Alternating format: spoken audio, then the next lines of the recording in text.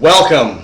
I'm D.Evil. This is addictmma UFC 115 fight card breakdown. Chuck Liddell takes on Rich Franklin in the main event. Going to be a very exciting fight card. A very exciting fight card. Oh my God, when's the last time I said that this fight card's going to suck? I can't remember the last time I said that. I might as well freaking get paid for this crap. I'm always talking about what a great fight card. But they are. They're great fight cards. This is no exception. This is going to be just as much fun to watch as the last one. I think it's going to maybe even top it. I don't know.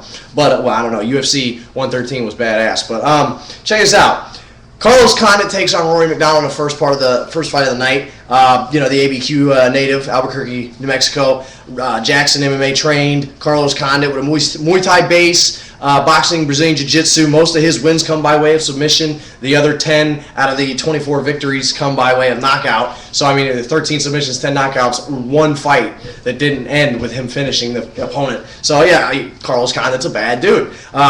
He's the former, in the last, I would say former, but he's the last WEC welterweight champion before they dissolved the weight division and got rid of it and kind of basically just fed it on into the UFC. He's taking on Rory McDonald, the British Columbian style of Brazilian Jiu-Jitsu, a little bit of boxing. His record of 10-0 with 4 knockouts and 6 submissions. He's obviously a fight finisher and he's undefeated. It's going to be a very, very tough task for old Carlos Condit. And to be quite honest with you, I think Carlos Condit's going to come out on top. Keep in mind, though, that Rory McDonald is the lightweight champion, a King of the Cage, and a King of the Cage Canada. So, I mean, both of these guys are top shelf competitors, top of the line. It's going to be a very exciting fight to start the night off with. I think it's going to go maybe second, third round, and I kind of see one of these guys going out with a submission, and I think it's going to end up being Carlos Condit that walks away with the victory. So I'm going to go ahead and give Carlos Condit the nod on that one in a, let's say, third round decision, submission, excuse me.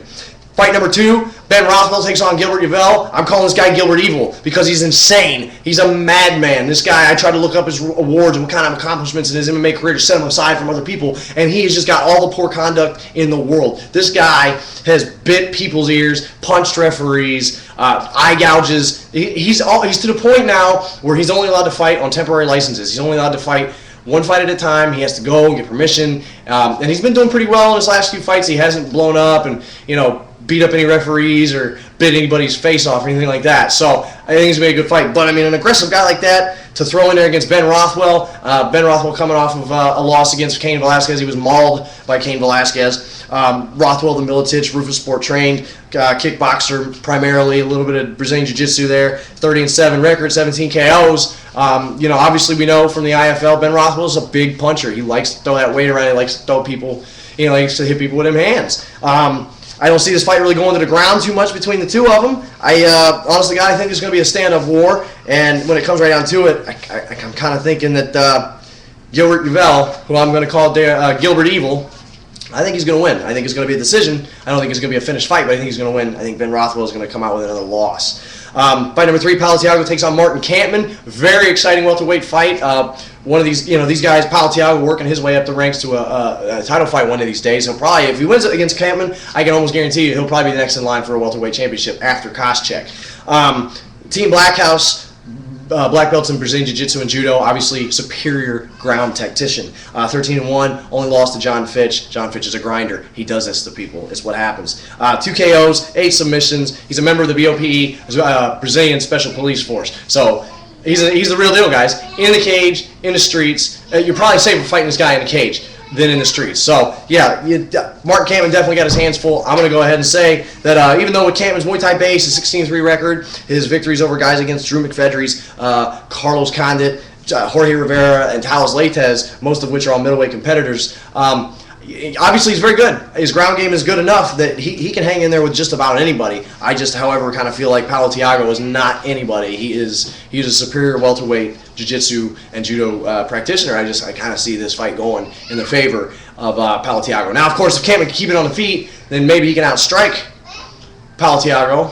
But then again, Palatiago's got some boxing in his background too, so it's really up in the air. But I think Palatiago will probably win that fight with a submission into the first, middle of the second round. Fight number 4, Crow Cop takes on Pat Barry. I'm only excited about this fight because I like Pat Barry. Crow Cop is really starting to show, I guess, his age, if you can say that. He's not that old, but he's starting to show it. His punches are not snapping like they used to. His kicks are not snapping. He's not as explosive. He doesn't really put everything behind what he's doing. Doesn't seem as he's committing as much as he used to. So I'm kind of thinking Pat Barry's Well, basically his aggression is what's going to win this fight. I mean, he's very short, 5'11", a stocky heavyweight. But, you know, these people have called, I think some Buddhist monks or something have called him the true Shaolin warrior of the West. He's a Wushu Kung Fu World Championship silver medalist winner. He's got a record of 5-1, excuse me, with all five wins coming by way of knockout. And his last fight looked fantastic. Anthony Hardon, it was a fantastic beat him up fight. It went both ways. And Pat Barry came out on top of that one with the knockout. So I kind of think, you know, it's not far-fetched for me to believe that Pat Barry's going to knock out Cro Cop, you know, possibly in the second or third round of their fight at UFC 115. I'm going Pat Barry, third round KO over Cro Cop. And in the main event, Chuck Liddell takes on Rich Franklin.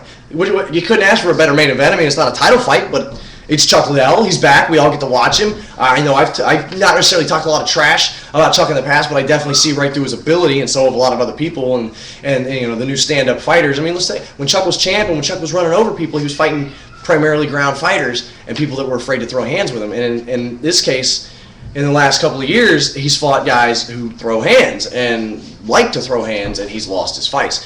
And this one is no exception.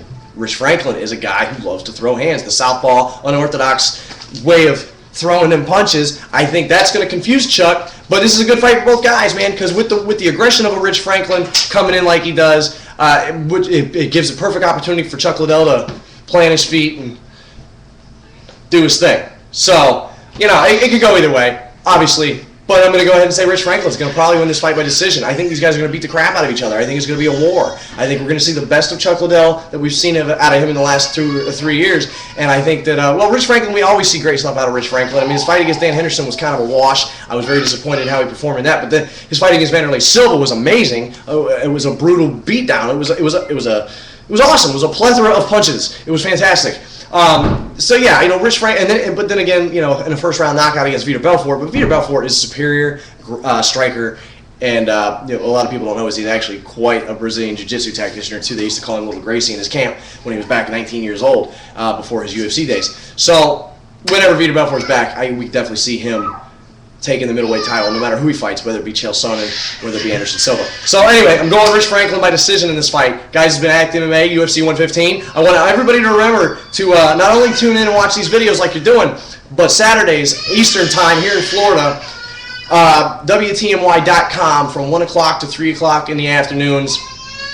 Check me out. I'm on the radio, tailgating with Moffat and Machine. We're working into building up addictmma and moving it out of YouTube and making it something bigger and better. We're working on a website and working on getting old D.Evil here his own time slot on the radio station. So addictmma may become a radio wave show and then a platform for all of us to have a voice nationwide. So anyway, I'm D.Evil. Peace. I'm out of here.